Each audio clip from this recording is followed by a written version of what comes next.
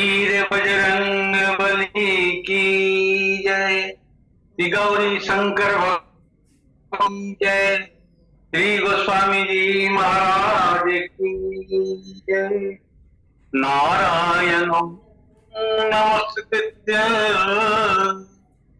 नरं चैव नरोत्तमं देवीं सरस्वतीं व्यासं ततो जयमुदीरये। बंसी विभूषित करां नवनीरदाभा पीताम्बराधरं फलधरोष्ठा पूर्णेन्दु सुंदर मुखाद अरविंद नेत्रात् कृष्णात् परम किमपि तत्त्वमहं न जाने। ध्येयं सदा परिभवग्नं विष्टदोहं तीर्थास्पदं शिवविरञ्चि नूतं शरण्यम्। विद्यार्थी हम प्रणतपाल भवाब्धिपोतम् वंशते चरणारविन्दम्।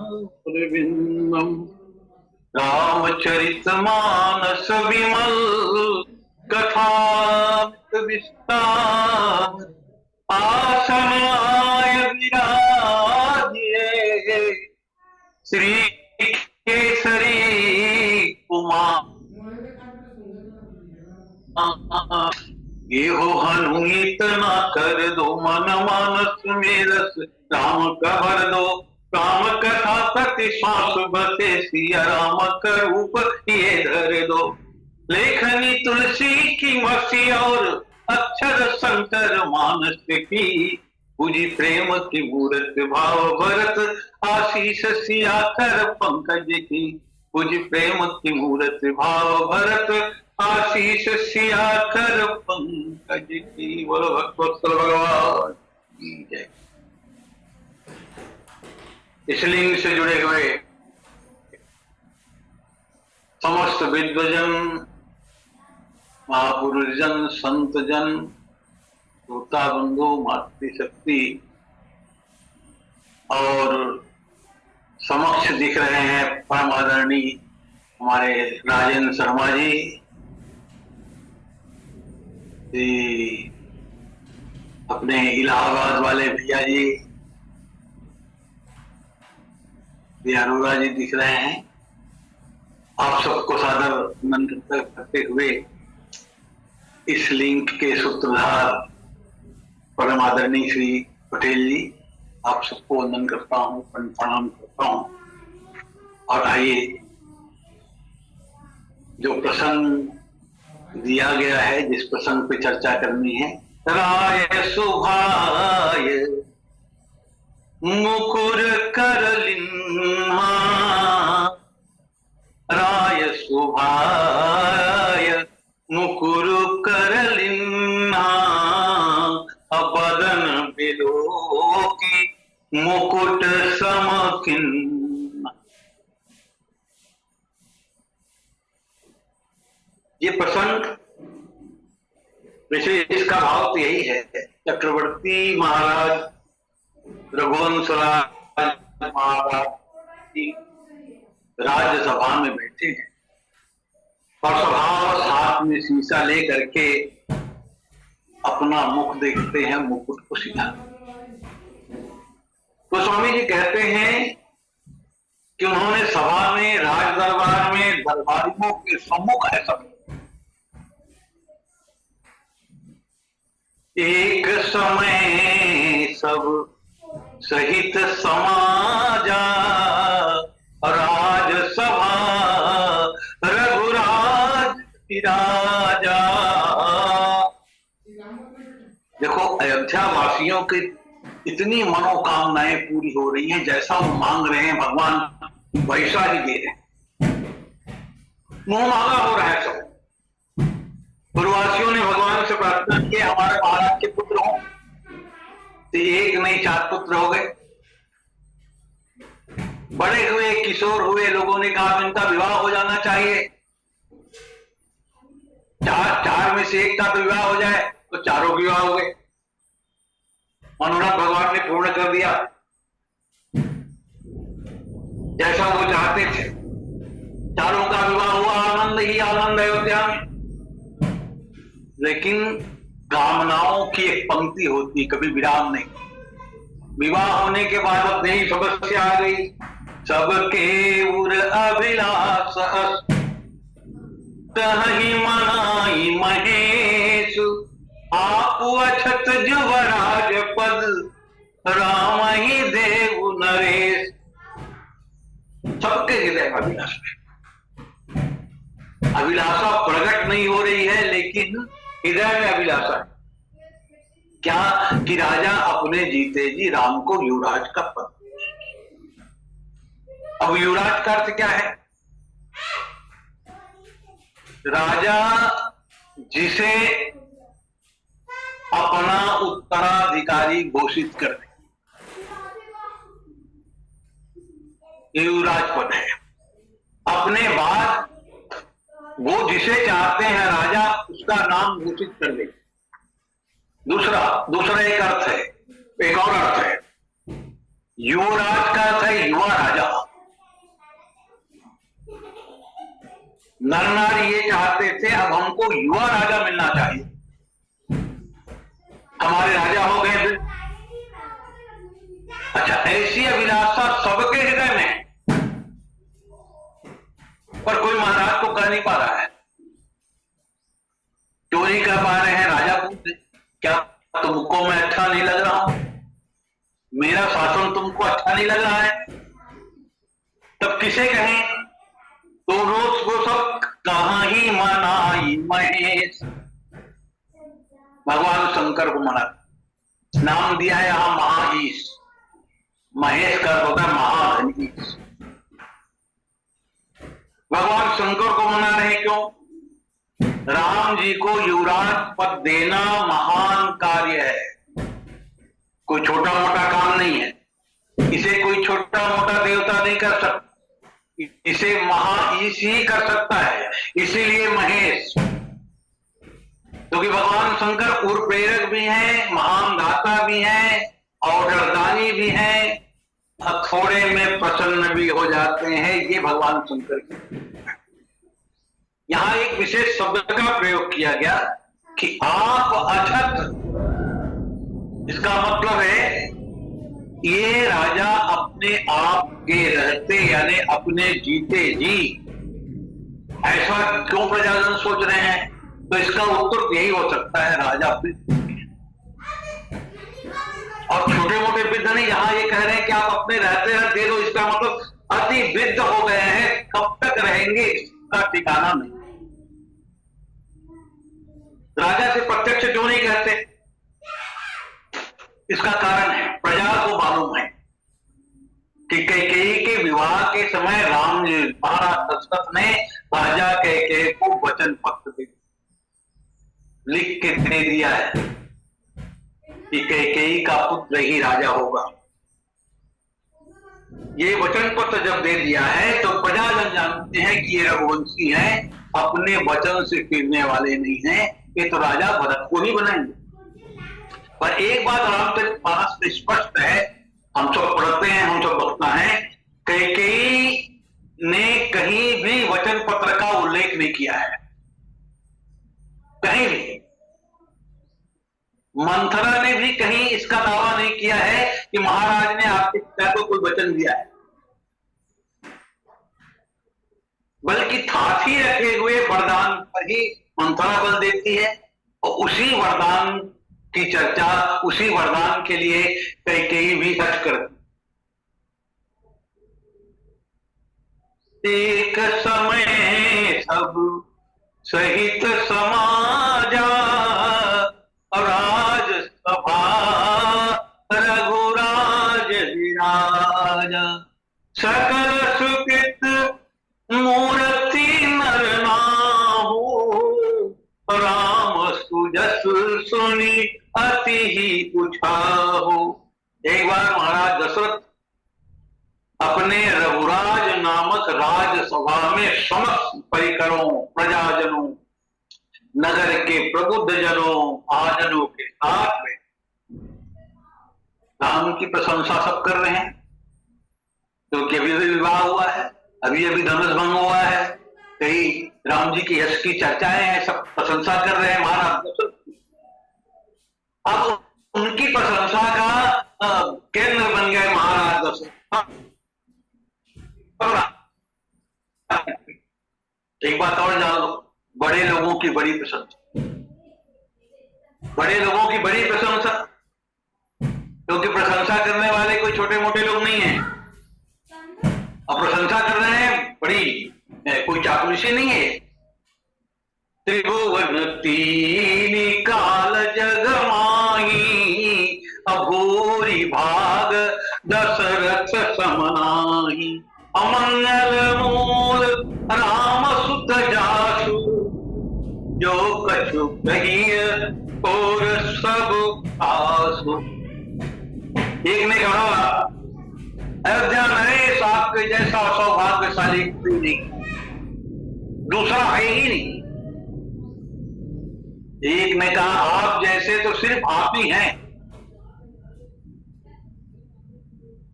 प्रशंसा हो रही महाराज दशरथ, आप जैसा महिपाल दूसरा है ही नहीं।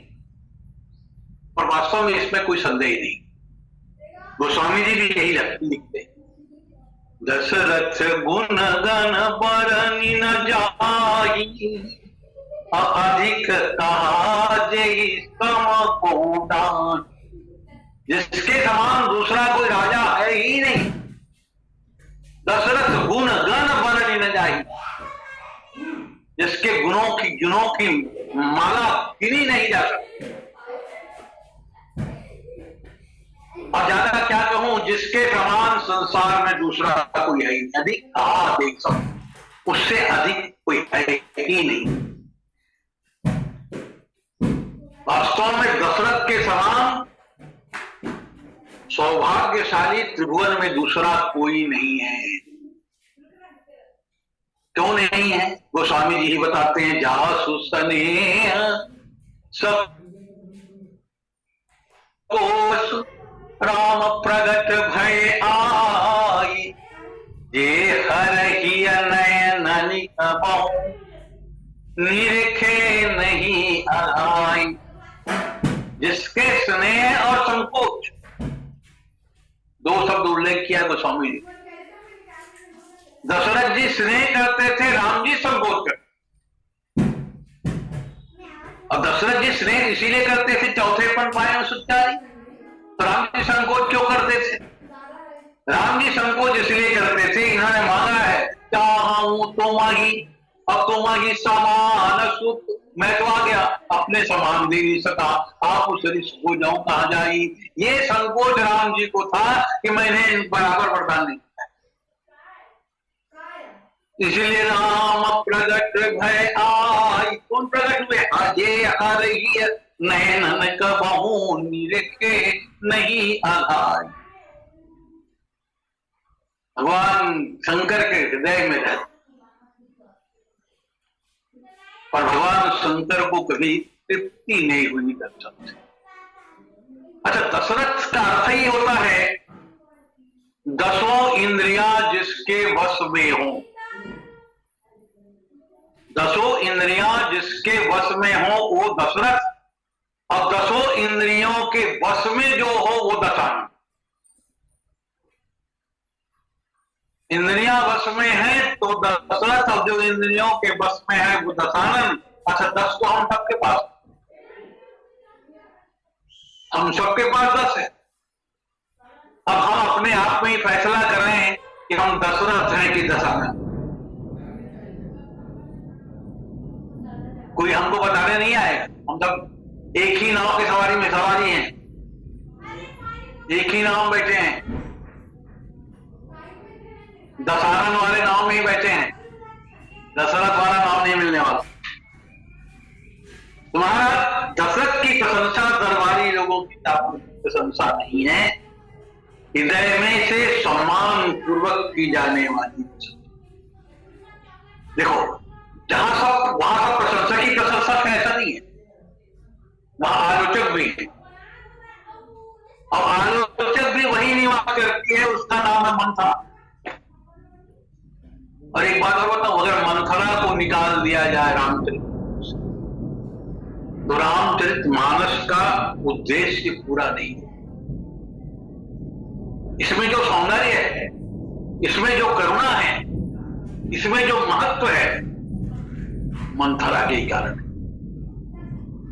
महाराज दशरथ इतनी प्रशंसा, और ऐसी प्रशंसा को महाराज ने सुना।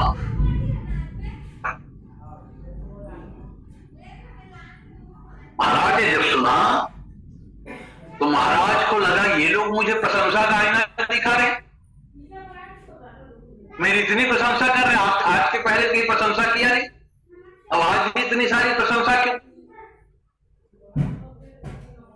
ये मुझे प्रशंसा का आईना दिखा रहे हैं। तो महाराज ने स्वभावश आईना अपने हाथ में ले लिया। राय शुभाय मुकुर कर लिन्हा, बदन बिलोकी मुकुट समकिन्हा, श्रवण समीप भय सित केसा, मनहु जरठपन अस उपदेशा, निपजुवराज राम कहु देहु, और जीवन जन्म लाभ किन ले। महाराज दशरथ जी उठाकर दर्पण देखने लगे। किसी ने कहा क्या महाराज अपने साथ दरबार में दर्पण लेके आए? किसी ने पूछा क्या महाराज दशरथ अपने साथ दर्पण लेके आए थे? दर्पण लाने की जरूरत नहीं है। राजाओं के दरबार में, राजाओं के पास सौंदर्य प्रसाधन की समस्त सामग्री। आज आप सामान्य कलेक्टर ऑफिस चले जाइए, एसडीएम ऑफिस चले, कार्यालय से लगा हुआ एक कक्ष होता है, जजों का ऑफिस में चले जाइए, कार्यालय से लगा हुआ एक छोटा सा कक्ष होता है, वहां सौंदर्य प्रसाधन के सारे सौंदर्य। अब कामकाजी महिलाएं तो बेचारी अपने बेरेती बैग में सब रख, आप लोगों ने भी देखा होगा। अब प्रश्न ये है कि दरबार में सिंहासन पर बैठकर महाराज दशरथ का दर्पण देखना क्या उचित है?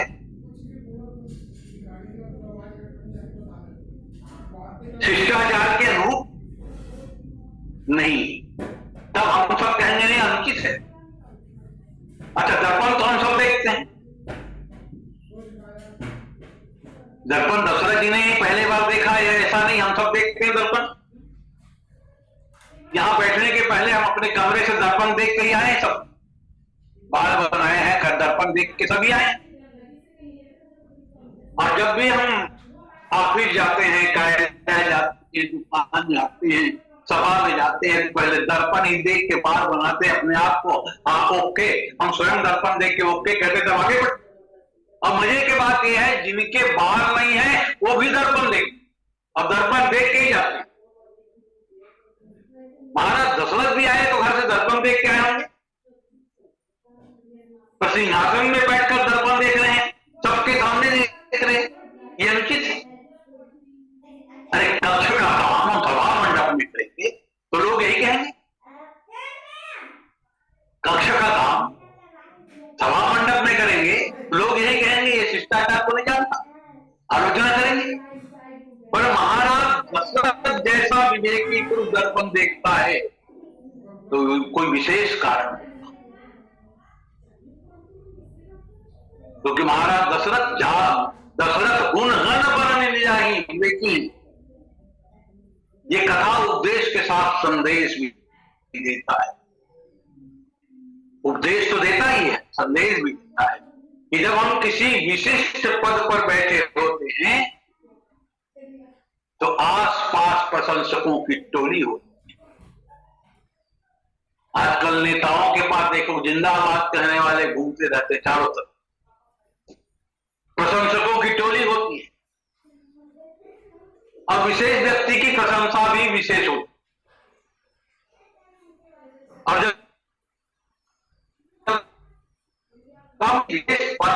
प्रशंसा करे उस समय हमें विचार के दर्पण में अवश्य देखना चाहिए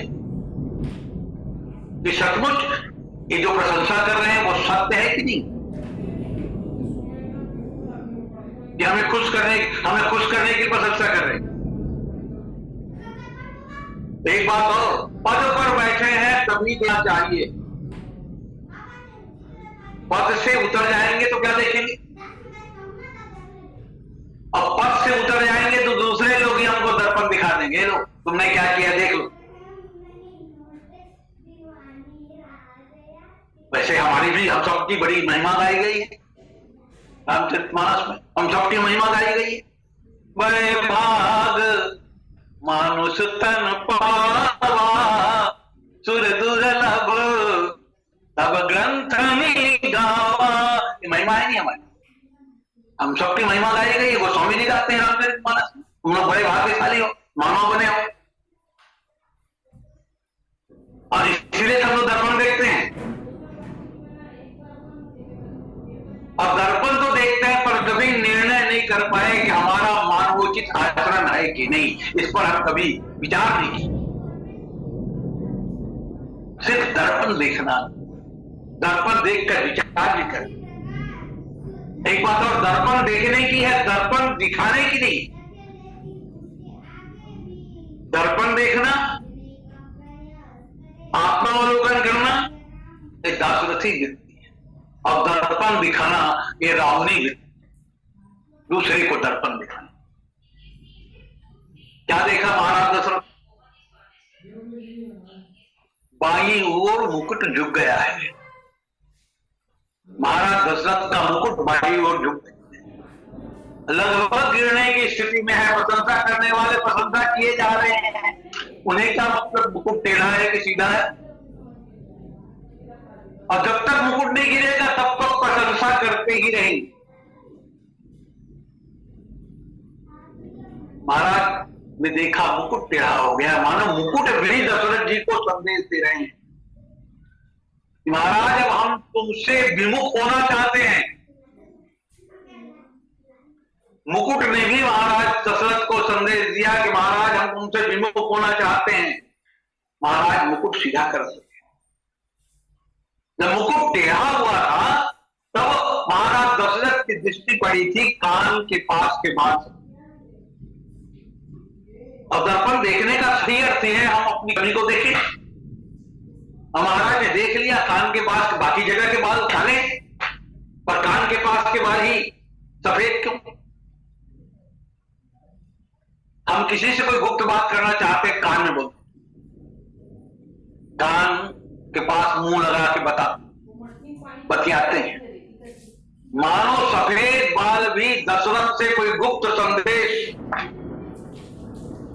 कहना चाह रहे हैं, इसलिए कान के पास ही बाल सफेद। अच्छा, दूसरा, भाग्यवान पुरुषों को उपदेश संदेश संकेत स्वाभाविक मिलता है। भाग्यवान महापुरुषों को कोई संदेश स्वाभाविक रूप से प्राप्त होता है। क्या संदेश प्राप्त हुआ? मानो जरठपन अस उपदेशा। जरठपन ने महाराज को उपदेश नहीं दिया, श्वेत केस देखकर महाराज ने स्वयं प्रेरणा दिया। क्या?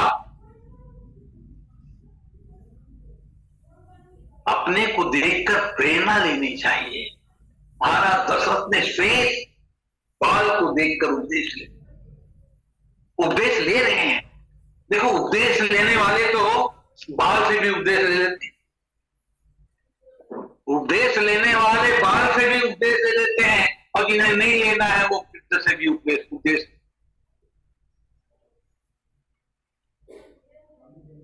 एक बाबा थे, अपने नाती को पाकर घुमा रहे थे। नाती बार बार कहता बाबा बाबा बाबा, और बाबा खुश होता। वहीं से एक महात्मा गुजर रहे। महात्मा ने कहा, अरे देखो तुम्हारा नाती तुमको कह रहा है बाबा बाबा, तो देखो तुम ध्यान नहीं दे रहे इसकी बात को। इस तोतली बोली पर मन में कुछ तो शर्माओ, इस तोतली बोली पर मन में कुछ तो शर्माओ। नाती कहने लगे बाबा, अरे अब तो बाबा बन जाओ। नाती बाबा कह रहे, बाबा क्यों नहीं बन रहे? तो उस व्यक्ति ने कहा, महाराज ठीक है, चार करूंगा। कुछ दिन बाद महात्मा वहां से लौटे तो बेटी को बेटा को खिला रहा था। अब वो कह रहा था नाना नाना नाना। तो कहा देखे महाराज उत्तर यही है, बाबा तो बन गया हूं गुरुवर, ये बाबा बाबा कहता है, बेटी का बेटा नाना नाना कहकर मेरी ओर निरखता है, फिर नाना नाना कहता है, तो बाबा कैसे बन? कभी बाबा हूं कभी नाना हूं, लेकिन मुझको नाना याद है, बाबा याद। पर महाराज दशरथ बालक से उपदेश दे लेते हैं क्या? यही विचार विचार ही दर्पण है। हमारे जीवन में जो चिंतन है, विचार है, ये दर्पण है। उन्हें शरीर की नश्वरता और जड़कपन दिखाई देती है कि शरीर नश्वर है।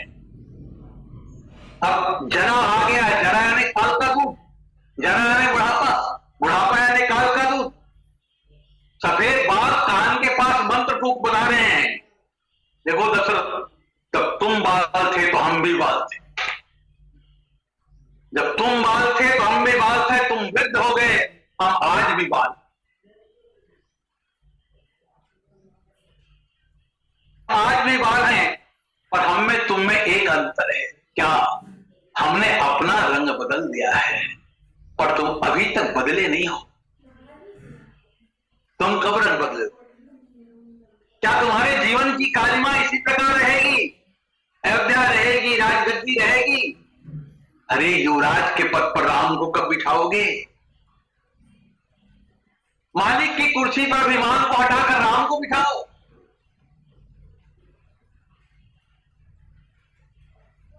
सिंहासन पर राम को, कोई विमान को नहीं बैठना चाहिए। निप युवराज राम, अब जीवन जन्म लाभ।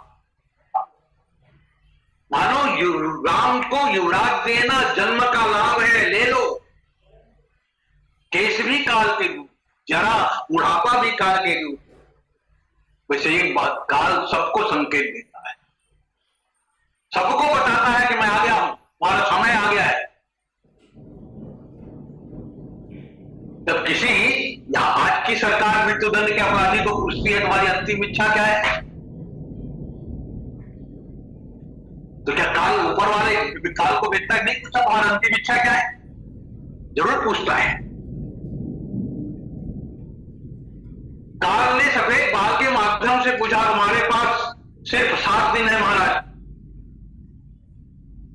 देखो हम सबके पास 7 दिन ही है, 8वां दिन ही नहीं। भागवत से शुरू होता है परीक्षित के 7 दिन से। भगवान कृष्ण भी कहते हैं आज के 7वें दिन द्वारिका डूब जाएगी, मैं परम धाम चला जाऊं।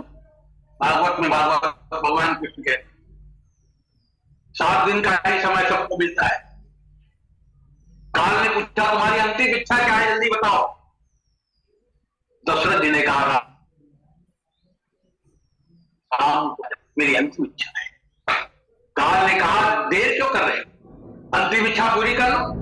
निप युवराज राम को देव, जीवन जन्म लाभ के लेव जरा। जल्दी करो फिर पछताए हो, क्या चिड़िया चुग गई थे। मानो काल सिर पे चढ़कर बता दिया।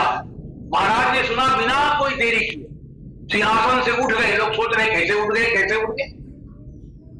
चले गुरु वशिष्ठ के पास। यह विचार उर आने निप, सुदिन सुअवसर पाई।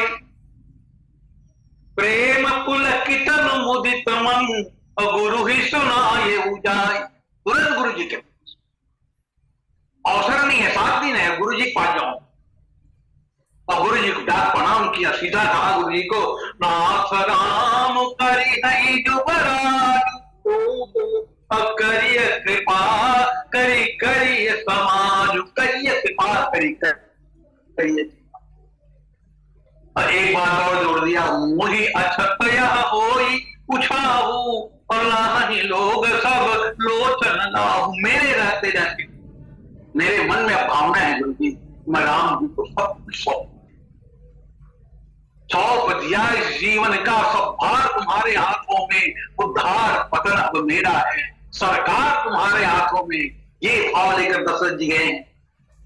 आज तक आपके आशीर्वाद से, भगवान शंकर के कृपा से मेरा सब प्रकार का निर्णय है, मैं वो सब प्राप्त कर लिया, लोक परलोक सब, इसे भी पूरा कर लिया। मेरे जीवन का क्या ठिकाना है? पूनी न सोच तनु राय की जाओ।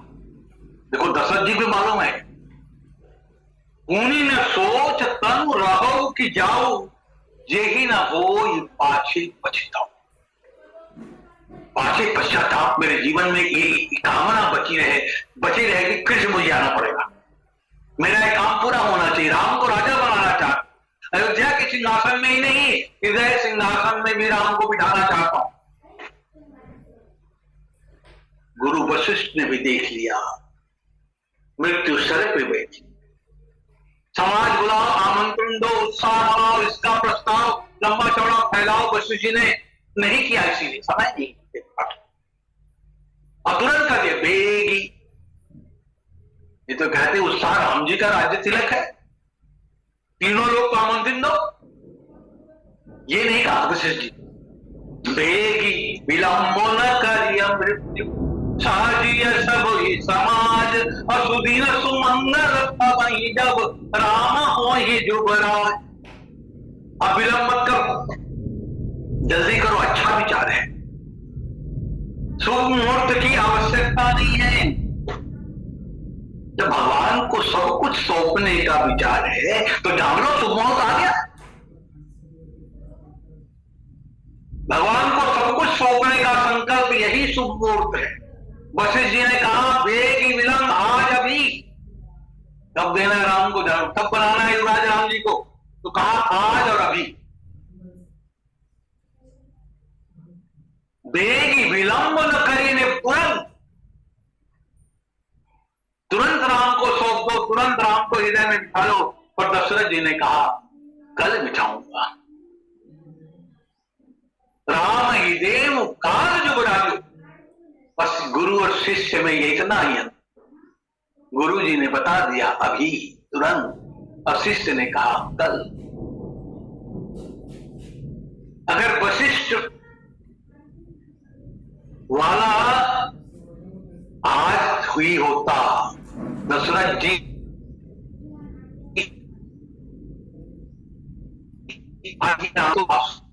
पूरी शक्तियां को समय नहीं मिलता राम राज्य को भंग करने का, और एक रात पर्याप्त था, सारी शक्तियां मिलकर के राम राज्य भंग कर दिया, एक रात पर्याप्त था। गुरु का बहुत अभी हिरवानी जी बता रहे थे, पर गुरु जी के वाक्यों को ध्यान से समझने की जरूरत है। हमारे गुरु जी कब क्या रहे, बेगी विलंब न करिय, बेगी और विलंब दोनों शब्द एक साथ है। बेगी में भी जाओ, अभी, अविलंब तो कहीं कोई गेप ना हो, जाओ और राम जी को राजगद्दी में बिठा दो, सब कुछ सौंप दो, सब कुछ सौंप दो। अरे अपना जीवन भी तो सौंप, तुमने तो जीवन भी सौंप दिया है उन्हें। जब देखा मनु जी ने मुझे सब दे रहा है, पुत्र बन के रखा है, इतना बड़ा उन्हें वरदान मुझे दिया है, मैं इसको क्या दूं? मुझे भी तो इसको कुछ देना चाहिए, बस लेने आया हूं, पर मैं भी तो राजा हूं, कुछ दे दूं। तो क्या दे दिया उन्होंने?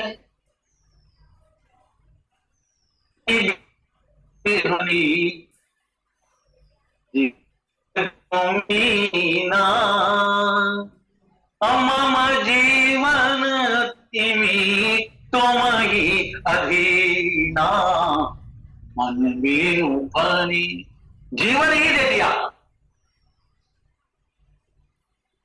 और यही कह रहे हैं वशिष्ठ जी कि तुमने तो दे ही दिया है, वचन दिया है, और समर्पण कर दो। बस आज नहीं करूंगा,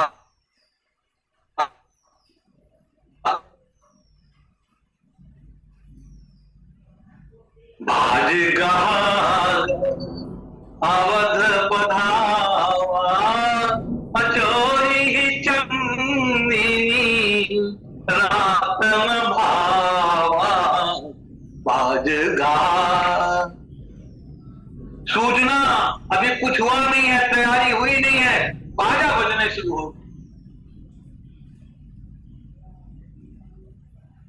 देवता सोए थे जाग आएगा बाजा। जो नहीं होना चाहिए वही हो रहा है।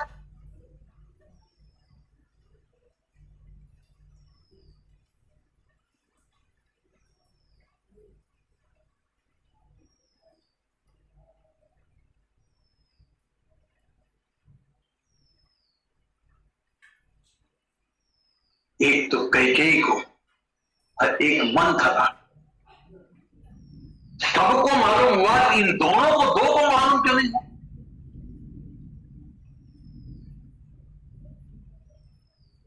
इतने बाजा बजे तब भी नहीं जाने। क्यों नहीं जाने?